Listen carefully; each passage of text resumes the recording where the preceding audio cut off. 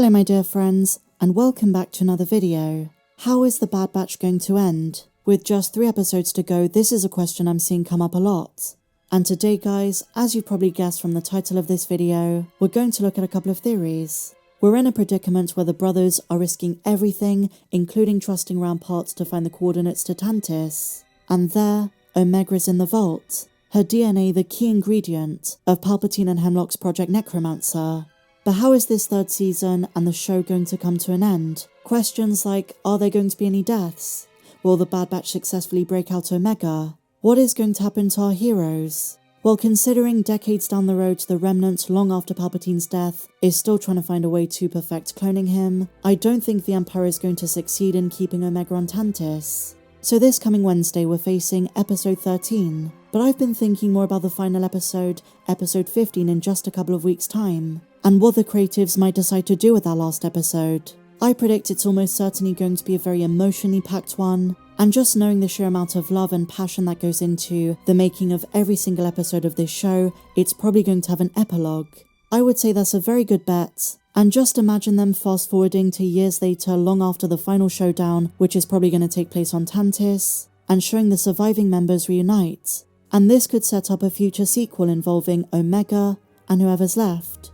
They could also tease what she's been up to if she escapes. The reason I predict an epilogue or a final scene which is separate to the rest of the episode is because, well, they did the same kind of thing with the Clone Wars Season 7 and the ending of Rebels Season 4.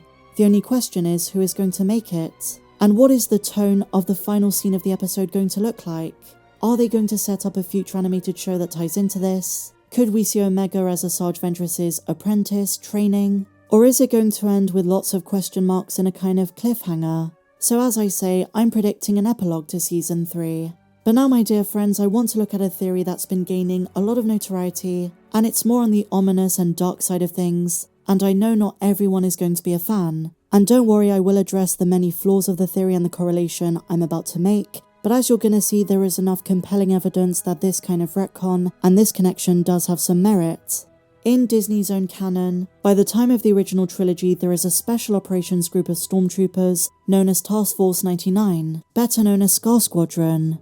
They appear in the 2015 run of comics and consisted of 6 operatives: Aero, Kay, Mike, Misty, Shrap, and Zook, each of them specializing in a different area of operations. They were handpicked by Vader following exceptional service in other operations, and they were essentially very effective, very specialized, and called upon for very challenging Imperial missions. Now, due to the similarity of the names of the two groups, Task Force 99 and Clone Force 99, and even the overall build of some of these characters, for example, look at Zook. He is essentially an Imperial wrecker. Some fans have posited they think Task Force 99 are clones of each member of the Bad Batch. We know the Empire has Crosshair's DNA, and possibly Tech's DNA as well, and I've also speculated that just like in the expanded universe, Tantiss is going to play a big role in live action, maybe in Dave Filoni's movie, further down the line during the New Republic. What I'm saying is that the Empire might experiment with their DNA in ways that we can't imagine. Now they have Omega's blood too,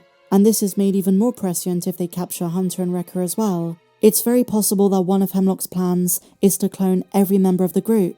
His clone operative program, which I think is going to lead to the first Dark Trooper prototype, might be using Crosshair and Tech's DNA. His goal might be to maximize the use of each of the defective clones and build a Bad Batch of his own, one without free will, one who is fully compliant and subservient to the Imperial regime.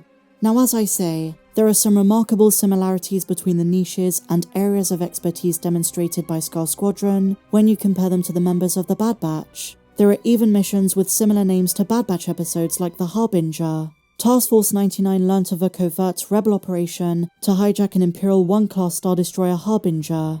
Little sprinkles of similarities here and there could tie into the bigger picture. It could be deliberate foreshadowing. But there are a couple of problems with this theory, ones which honestly Disney might decide to retcon for convenience. For one, Squadron was led by a certain Sergeant Creel, who was a non-clone human. From Shagar 9, Creel was a troubled individual with a horrifying backstory. He watched his own father being murdered in front of him, and his mother was also said to have died when he was young. This made him heartless, and it's noted that he didn't even cry when he saw his father die in front of his eyes. He then started to work in fighting pits, and murdering people became pretty routine. Krill made the fighting pits his way of life in order to survive.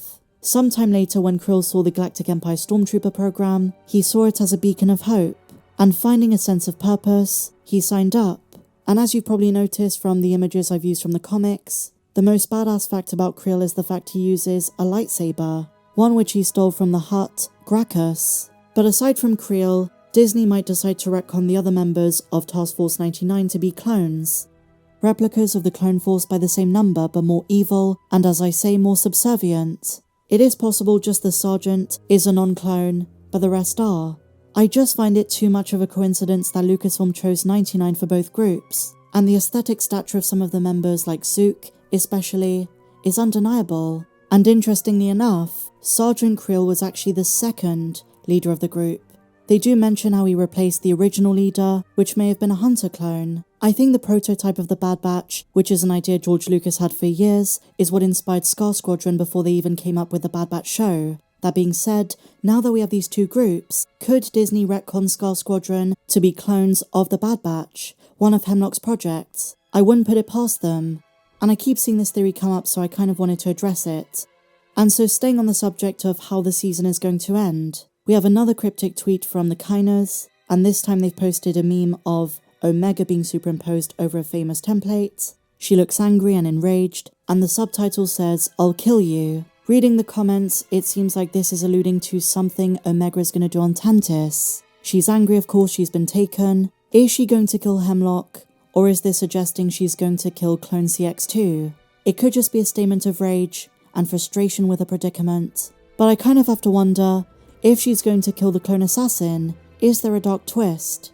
Could it be that she kills him, unmasks him, and then realizes he's Tech, or a clone of Crosshair?